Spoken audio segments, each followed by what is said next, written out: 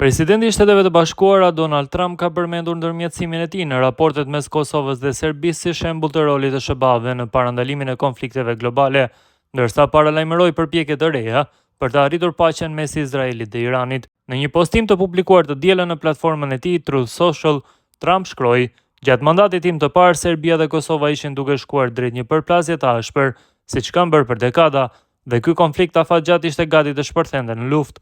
E ndalova atë. Biden e ka dëmtuar perspektivën afatgjat me disa vendime shumë të pakuptimta, por unë do ta rregulloj sërish", u shpreh ai.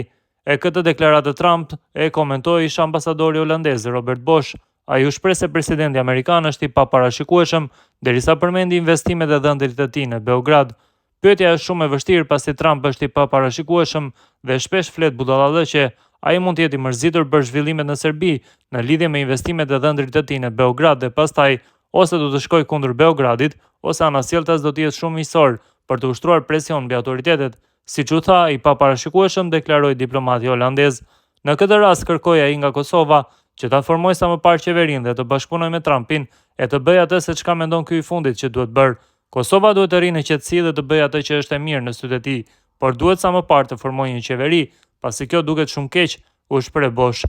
Krahas kësaj theksojmë se edhe kryeministri në detyrë i Kosovës, Albin Kurti, u deklarua pas mesazhit të Trump. Ai tha se për të normalizuar marrëdhëniet me dy vendeve, është e domosdoshme që ata pikë së pari t'u dorëzojnë autoriteteve të shtetit ton Milan Radojqićin, kriminalin i cili na e vrau rreshterin policor, heroin e Kosovës Afrim Bunjaku, më pas të pranojnë ta nënshkruajnë marrëveshjen bazike me aneksin e zbatimit. Njëkohësisht ata rreqin edhe atë letrën nga dhjetori i vitit 2023, kur ish kryeministria serbe Ana Brnabić ka thënë që nuk e respekton integritetin territorial të Kosovës, tha Kurti.